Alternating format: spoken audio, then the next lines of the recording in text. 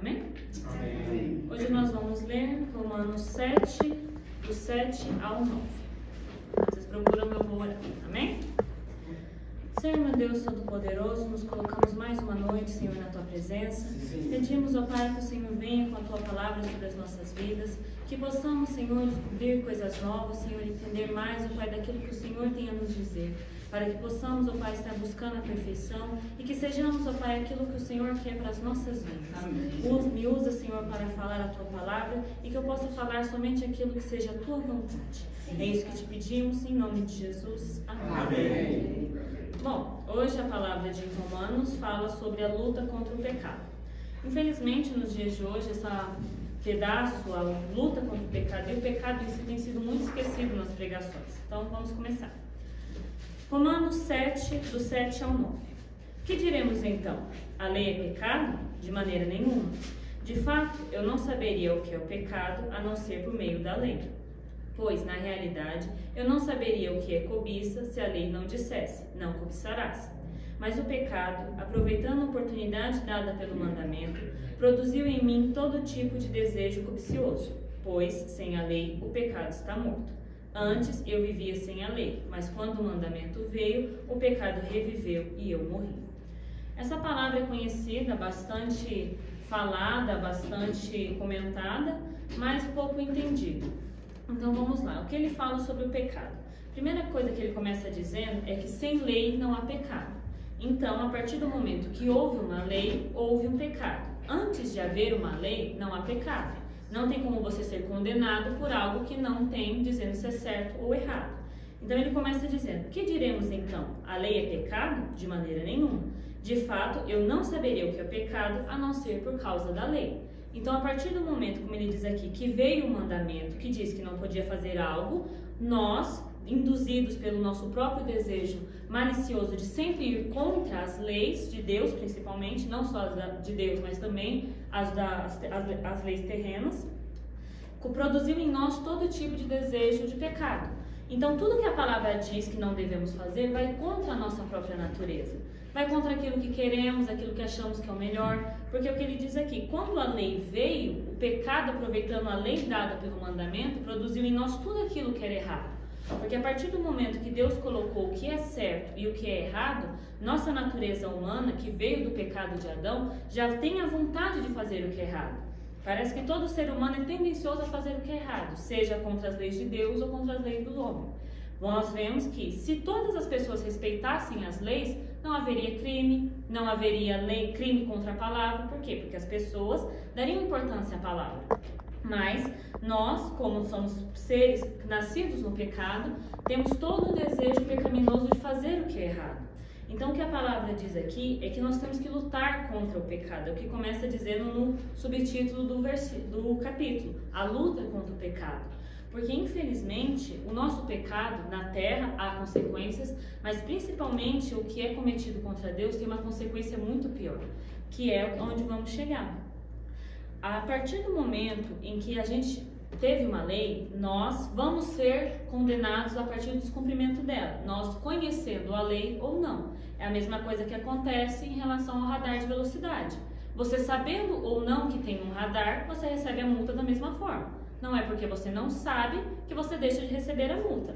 Se você não se informa de onde tem, se você não se informa da velocidade da via, você recebe a multa e não adianta ir no Detran dizer, mas eu não sabia, que ele não vai te isentar da multa, e da mesma forma é a palavra.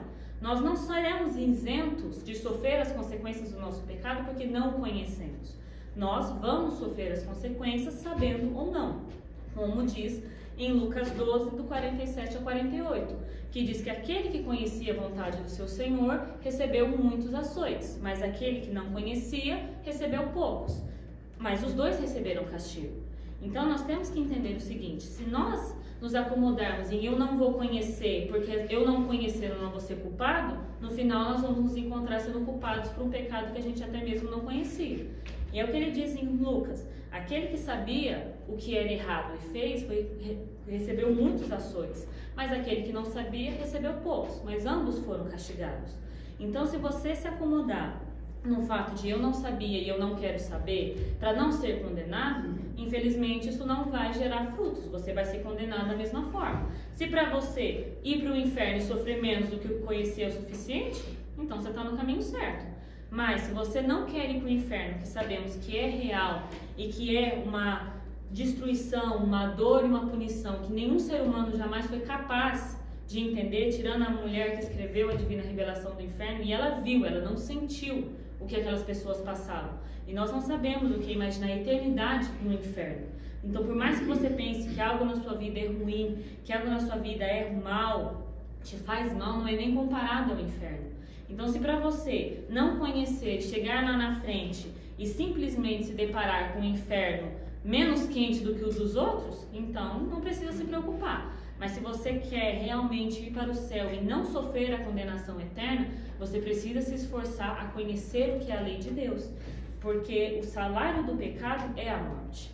E é aí que vamos entrar. Por quê? Porque aqui mesmo em Romanos 6, 23 ele fala: pois o salário do pecado é a morte, mas o dom gratuito de Deus é a vida eterna em Cristo nosso Senhor. O que significa que o salário do pecado é a morte? O salário na vida terrena é a recompensa que você tem por ter trabalhado. Então, se trocarmos a palavra salário por recompensa, podemos ler esse versículo: pois a recompensa do pecado é a morte. Então, entendemos o seguinte, que ao nós pecarmos, como na multa de trânsito, que nós passamos do limite de velocidade e recebemos uma multa, a morte vem quando pecamos, e ela pode ser tanto física quanto espiritual. Mas a pergunta é, mas todos os pecados geram a morte? Todo tipo, porque nós humanos fazemos uma divisão. Nós temos o que é pecadão, pecadinho, aquilo que não achamos que é tão ruim, mas será que Deus faz essa mesma diferença que nós? E hoje na palavra eu vou mostrar que Deus não faz diferença. Seja um pecado que nós consideramos grandes pecados ou que nós consideramos pecados pequenos. E para isso eu trouxe 3 exemplos. O primeiro é os pecados que são cometidos no corpo, na carne, aqueles que até mesmo aqueles que não são cristãos veem como errado, que é o que conhecemos como adultério, os ladrões, os assassinos, é aquilo que nós vemos até mesmo aqueles que são não crentes veem que é errado. E o exemplo que eu trouxe é o exemplo da cidade de Sodoma e Gomorra. Sodoma e Gomorra era uma cidade muito conhecida pelo seu pecado. E a história é bem comprida, fala sobre várias coisas, mas em resumo, Ló foi para um lugar onde era muito cheio de pecado.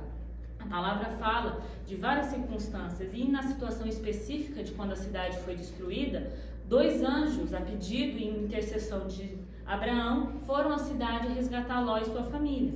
E nós vemos que quando os anjos chegam na cidade e estão realmente se colocando para ir resgatar, a palavra diz que todos os homens da cidade, dos novos aos velhos, foram até a casa de Ló de forma violenta para tentar estuprar e matar os anjos do Senhor. Então nós vemos em vários pedaços, como ele diz aqui, tragam-os para nós aqui fora, para que tenhamos relações com eles. Eles iriam abusar dos anjos do Senhor.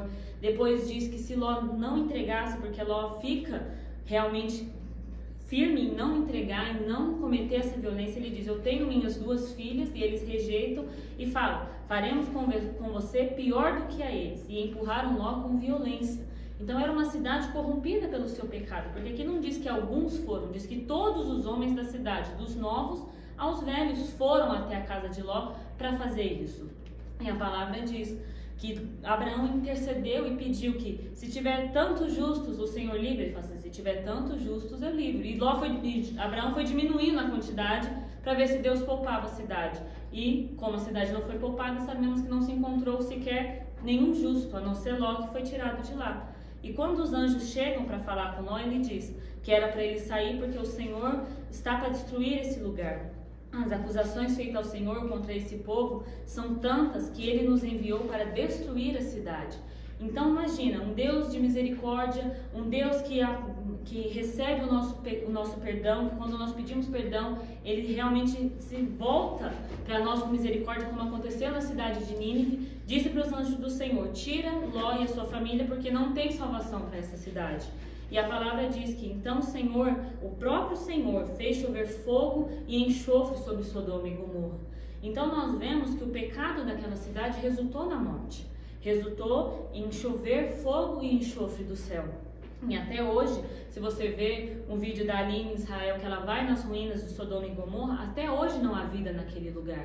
Então esses são os pecados que nós julgamos ser os grandes pecados. São eles imoralidade sexual, idolatria, adultério, o homossexualismo, que hoje em dia está sendo tirado desse pedaço, mas faz parte do pecado, ladrões, alcoólatras, depravados, assassinos, feiticeiros, desejos maus, libertinagem, prostituição, maldade.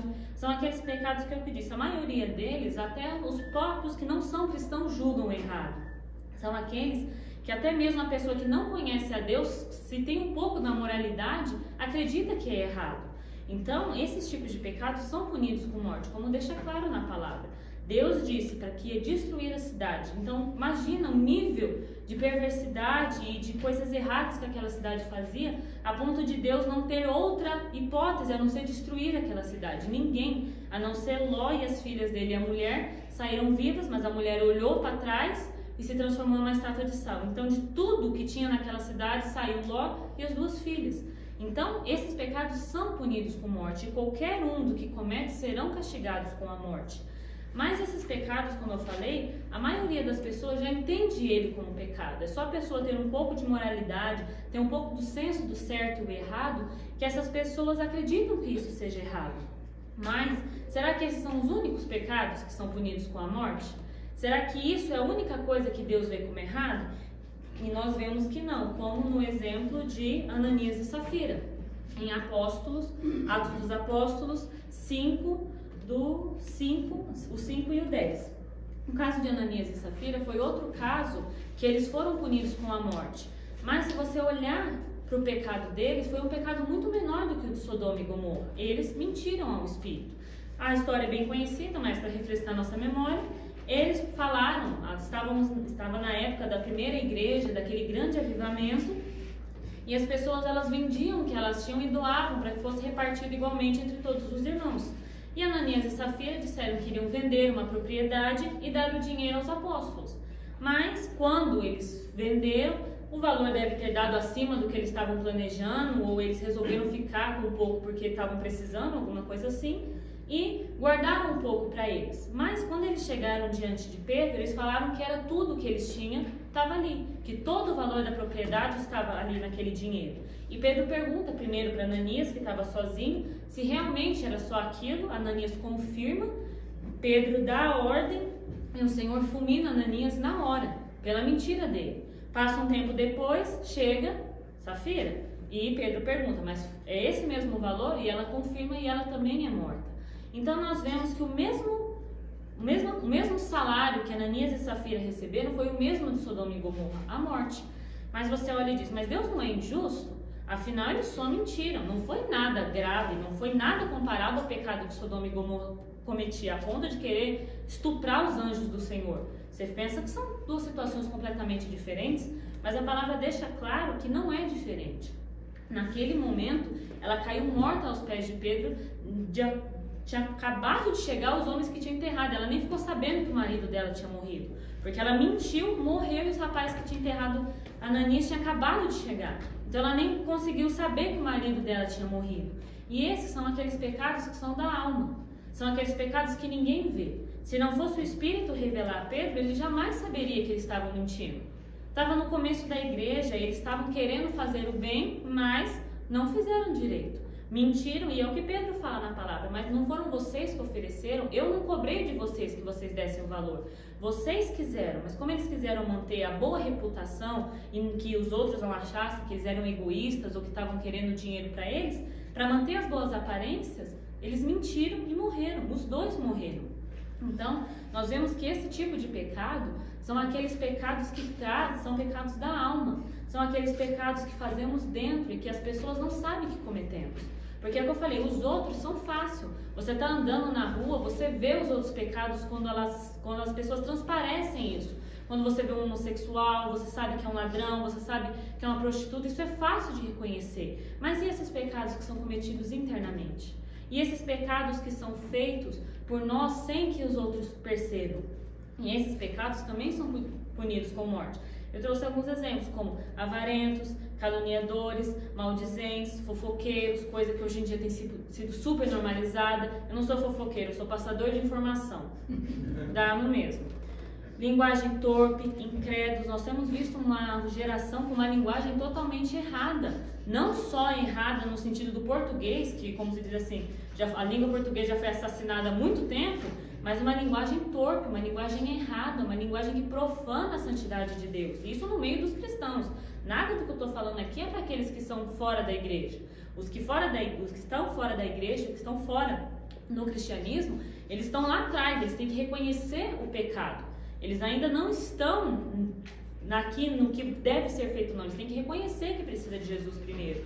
Incrédulos, os que amam e praticam a mentira. Nós temos visto tanta mentira no meio do povo cristão. Mentira, brincadeirinha mentirosa, pastores em cima do púlpito, brincando de forma mentirosa. Como isso pode acontecer se a palavra declara que tanto aqueles que mentem quanto os que praticam a mentira, os que amam são aqueles que acoitam a mentira, são aqueles que não vão contra ela, vão para o inferno. Ciúmes, egoísmo, inveja, ira, indignação, amargura, falsidade, falta de amor. Como temos visto uma geração com falta de amor? Não se tem amor, a não ser o amor próprio. Os pastores, como se diz, está dando maior fuzuê a música que a moça fez, mas é exatamente isso que ela fala, da falta de amor da igreja, de tudo isso que as pessoas acoitam, de tudo isso que as pessoas relevam, porque afinal não é, como não está tendo, e pior que está tendo, mas como não está tão escrachada a prostituição, o adultério, o homossexualismo na igreja, isso daqui é o de menos. Então nós temos que ver a seriedade nisso, com certeza. Prostituição, assassinato, adultério, roubo, tudo isso é errado, mas isso que tem dentro de nós também é. E na verdade, é mais perigoso, porque quando você passa na rua e vê um drogado, você diz, meu Deus, como essa pessoa precisa de Deus. Mas quando você passa e vê duas pessoas com brincadeira mentirosa, você releva. Então, na verdade, os pecados como o de Ananias e Safira é muito pior do que os de Sodoma e Gomorra. Porque quem olhava para Sodoma e Gomorra sabia que aquela cidade precisava de arrependimento, como em Nínive. Todas as pessoas que passavam sabiam que precisava de arrependimento, mas Ananias e Safira não. Eles passaram de lá e todos que olharam achavam que eles eram os top, de estar entregando dinheiro, de estar doando, de estar fazendo caridade. Então, na verdade, esses pecados que são cometidos dentro de nós são muito piores. Porque você consegue viver uma vida inteira na igreja, você consegue passar a vida inteira frequentando culto, indo 3 vezes na semana, dando dízimo, com tudo isso dentro de você. É o que a gente estava falando hoje no devocional. Por fora, ser lindo, ser o crente perfeito, bela viola, mas por dentro um pão bolorento. E isso é muito perigoso, porque quando chegarmos diante de Deus, como diz na palavra, nem todo aquele que diz Senhor, Senhor será salvo. Nem todo aquele que professou, como eles disseram lá, Senhor, mas em teu nome eu preguei, em teu nome eu curei, em teu nome fizemos milagres. E o Senhor vai dizer, aparta-te de mim, vós que praticais a iniquidade. Mas será que Deus vai me deixar de fora só porque eu tinha amargura de alguém? Sim. Porque Ananias e Safira aqui são a prova. E só, como se diz, ressaltando um ponto, isso já foi no tempo da graça. Jesus já tinha vindo, Jesus já tinha subido, o Espírito Santo já tinha descido e o pecado foi o mesmo. Porque as pessoas gostam de pregar hoje em dia que Deus mudou, que Deus foi do Deus carrasco amargurado para o Deus bonzinho que perdoa tudo. E isso foi depois do tempo da graça. Isso já estamos no tempo da graça. Jesus nem estava mais na terra quando isso aconteceu, então foi muito depois do tempo da graça. E mesmo assim, Ananias e Safira não foram livres do pecado, apesar de ser um pecado aparentemente bobo. Eles não cometeram nada de errado, não mataram ninguém. Ananias e Safira não estavam vivendo a imoralidade sexual, eles mentiram ao Espírito. E o castigo deles foi cruel. Então, nós temos que entender isso.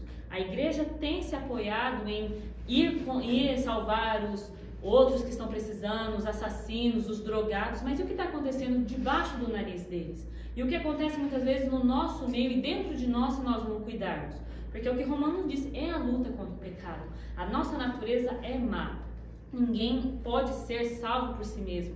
Precisamos de Cristo, precisamos do Espírito. Precisamos que o Senhor esteja com nós a todo momento. E é muito perigoso, porque como eu disse, o restante você sabe que precisa. É o que eu falo, quando você passa numa rua e vê um drogado, você diz, meu Deus, como essa pessoa precisa de Deus.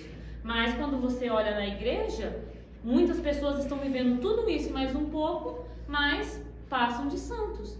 Então por isso que é importante termos essa consciência. O pecado de Ananias e Safira fez com que os dois fossem fulminados, sem ter tempo de mudar de ideia. Então nós temos que nos atentar a isso. É sim sério, é um pecado que realmente agride a santidade do nosso Deus e não podemos nos acomodar com isso. E o terceiro exemplo que eu trouxe é quando fazemos o bem, mas não fazemos o certo. E eu trouxe como exemplo o caso de Ussá. Ele é uma história menos conhecida, mas o que acontece? Ussá era um homem de bem, temente a Deus, e um dia, carregando a arca de volta a Jerusalém, os bois que estavam carregando a arca tropeçaram e a arca pareceu que ia cair. Ussá estendeu a mão para apoiar a arca e foi fulminado na hora. E o que prova isso? Que não é porque achamos que estamos fazendo o bem, é que estamos fazendo o certo. Porque Ussá tinha a melhor das intenções. Ussá não estava ali para profanar como os filhos de Eli. Ele não estava querendo profanar a arca do Senhor, ele não estava querendo ser irreverente, ele estava querendo ajudar a arca do Senhor a não cair. E em Levítico e em Números diz que somente os sacerdotes podiam tocar na arca, somente pessoas específicas podiam. Não é qualquer pessoa que podia, porque era de tudo, como antigamente não havia o Espírito Santo, haviam essas demonstrações físicas do poder de Deus, e a arca era uma delas. E como o Senhor tinha posto as leis que somente os sacerdotes e pessoas separadas, os levitas, podiam tocar na arca, quando Ussá diz na palavra, 2 Samuel 6 ao 7. Quando chegaram à eira de Macom, Ussá esticou o braço e segurando a arca do Senhor, pois os bois haviam tropeçado. A ira do Senhor acendeu-se contra Ussá por seu ato de irreverência, por isso Deus o feriu, e ele morreu ali mesmo ao lado da arca de Deus. Ussá tinha a melhor das intenções, ele era um bom homem, ele era temente a Deus, ele só queria fazer o melhor para a arca. Ele estendeu a mão de maneira nenhuma para profanar a arca do Senhor ou para fazer alguma coisa de errado, ele só queria ajudar. E o Senhor feriu porque não perdoou a irreverência dele descumprir o mandamento. E é o que minha mãe fala aqui em casa: não se faz o bem quebrando regra. Você não passa um mandamento para fazer o bem, você não se faz o errado, você não descumpre o mandamento para fazer o bem. Ussá tinha a melhor das intenções, mas ele descumpriu o mandamento. A boa intenção dele, aquilo que ele queria, aquilo que ele tinha de intenção, acabou no momento que ele descumpriu o mandamento. Então nós temos que ter seriedade em relação a isso. Nós precisamos nos colocar na presença do Senhor para que de maneira nenhuma venhamos a descumprir o mandamento, venhamos a nos colocar de maneira errada na presença do Senhor, tentando fazer o certo. Porque temos visto isso também no meio cristão. Pessoas que estão descumprindo a palavra, tentando ajudar. Ah, mas eu estou fazendo isso, eu estou pecando, eu estou fazendo, mas é para um bem maior. Não se faz o bem quebrando regra. Você não se ajuda pessoas, você não se faz nada descumprindo o mandamento. O mandamento é o mais importante. A palavra deixa claro que ninguém será salvo por obras.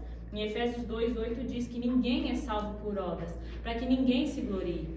Não seremos salvos por aquilo que nós fazemos, mas temos que estar dispostos a sermos usados por Deus, porque às vezes o que achamos que é certo, às vezes o que pensamos que é correto, não é.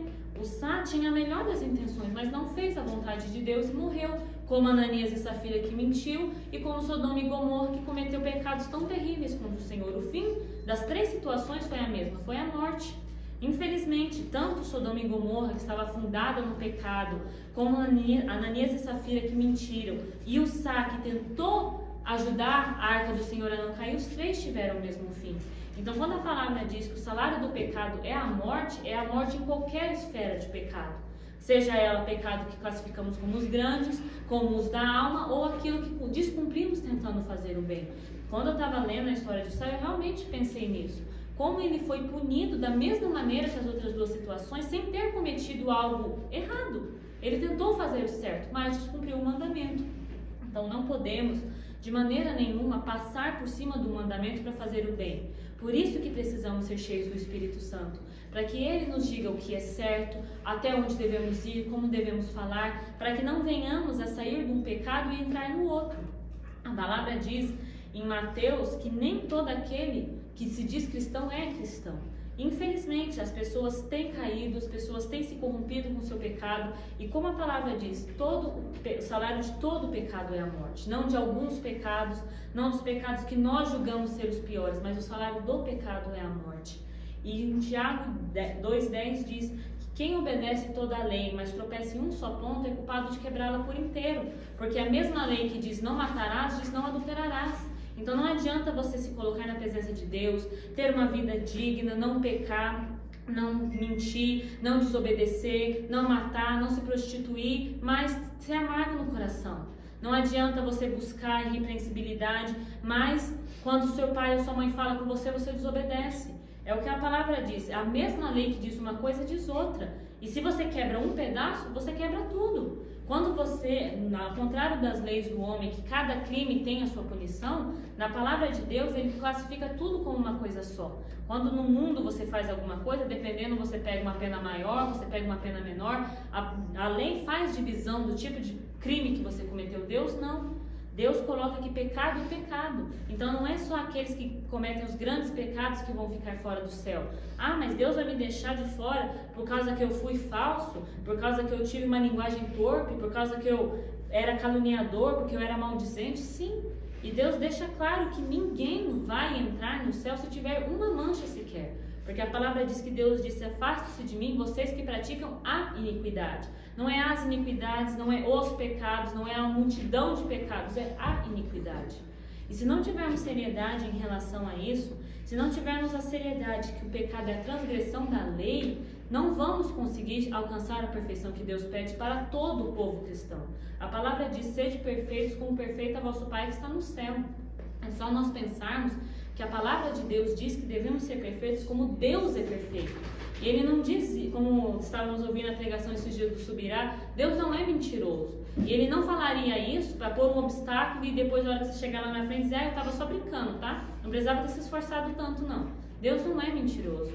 E Deus não vai, de maneira nenhuma, colocar sobre nós um fardo maior do que podemos carregar. Se Deus cobra de nós que sejamos perfeitos, devemos ser perfeitos. Devemos nos esforçar, devemos lutar contra o pecado, lutar contra a nossa natureza. Uns têm mais dificuldade em umas coisas do que os outros, mas o pecado é um só e deve ser extinguido das nossas vidas. Então, como o pecado é a transgressão da lei, devemos conhecer a lei. Como você vai saber o que é certo e o que é errado se você não lê a Bíblia? Como você vai saber o que é certo ou o que é errado se você não conhece a lei de Deus?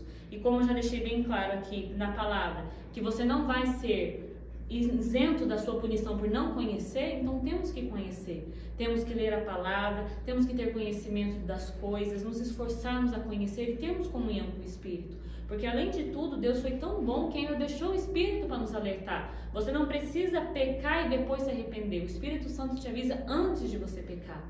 Na maioria dessas situações, na verdade nas 3 situações não havia Espírito.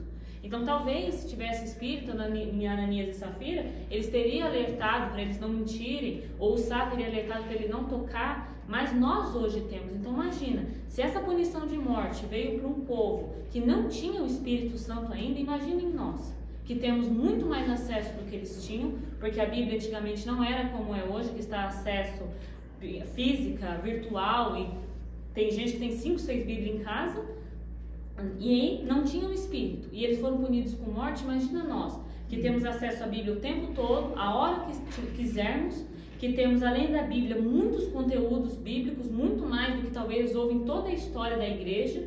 Você vai na internet, você tem pregação de tudo quanto é modelo. Se você gosta de uma pessoa mais dinâmica, de uma pessoa que fala mais alto, tem pregador para isso. Se você gosta de uma pessoa com mais conhecimento, mais culta, tem pregador para isso. Hoje em dia tem pregador de tudo quanto é jeito. Então imagina, com todo esse conhecimento, com o Espírito e com a palavra de Deus nas nossas mãos, imagina a punição que receberemos, se não nos atentarmos e lutarmos contra o pecado. E muitas pessoas podem estar pensando: ah, mas isso é muito radical. Isso que a palavra está dizendo, isso que você está pregando é muito radical. As pessoas não vivem isso, Deus não é tudo isso. Então eu te pergunto, você acha que isso é muito radical? O que é mais radical do que um santo se entregar por milhões de pecadores? Na cruz, com um sacrifício que nenhum homem jamais viu ou sentiu. Isso é radical. E Jesus não olhou para ele mesmo nesse momento. Então eu te pergunto, tem alguma coisa mais radical do que isso? Do que um homem justo, santo, perfeito, imaculado se entregar por um monte de gente que não presta? Isso para mim é radical. Não lutarmos contra o pecado, que como recompensa teremos o céu. Deus não diz para não pecarmos, porque depois disso vamos morrer e ficar nisso mesmo. Não, Ele promete que aqueles que lutarem aqueles que se esforçarem, que aqueles que resistirem, como Paulo diz, até o sangue para não pecar, receberão uma eternidade de bênçãos, a presença dele, um lugar tão lindo que não podemos imaginar. Como João diz, há coisas que os meus olhos não conseguiram descrever. Então, Deus pede isso, mas é para o nosso próprio benefício. Deus está no céu, Jesus está no céu, o preço de que ele tinha que pagar, ele já pagou. Ele não se torna mais ou menos por causa de nós, mas nós precisamos dele, precisamos acreditar e precisamos levar isso a sério, porque infelizmente muitas pessoas que se dizem hoje cristãs vão para o inferno porque não têm levado o pecado a sério, e o sangue de muitos serão requerido das mãos daqueles que não querem. Então que possamos realmente nos esforçar, que possamos realmente nos colocarmos na presença de Deus, para que ao final de tudo isso, como diz o ditado, nadar e morrer na praia. Para que não possamos, por causa de um pecado, chegarmos diante do Senhor, como no filme do Peregrino, e não alcançarmos o céu por causa de um pecado que cometíamos. Então que possamos realmente nos esforçar, lutarmos contra o pecado e não nos deixarmos vencer pelo mundo, não nos deixarmos corromper pelo que o mundo tem dito. O pecado não é normal, o pecado não pode ser aceito, ele tem que ser combatido. E o único jeito de combater isso é conhecendo a palavra, tendo comunhão com o Espírito e estando em oração constantemente. Amém? Amém. Senhor, meu Deus Todo-Poderoso, agradecemos por mais uma palavra. Obrigado, Senhor, por sempre nos revelar, pelo seu tremendo amor, Senhor, de sempre nos mostrar o caminho correto e de não deixar, Senhor, que vivamos, ó Pai, de forma errada. Que possamos, Senhor, ao longo dessa semana, pensarmos nisso, Senhor, e nos esforçarmos para cumprir o teu mandamento. Para que possamos, ó Pai, ser perfeitos como perfeito é o Senhor que está no céu. Nos ajuda, Senhor, nas nossas dificuldades. Que o teu Espírito Santo esteja, Senhor, sobre nós, nos ensinando, nos mostrando o caminho correto, para que sejamos, ó Pai, aquilo que o Senhor quer que sejamos. Colocamos, ó Pai, as nossas vidas e essa semana na tua presença, para que o Senhor esteja à frente de tudo, nos guiando e nos conduzindo. É isso que te pedimos, em nome de Jesus. Amém.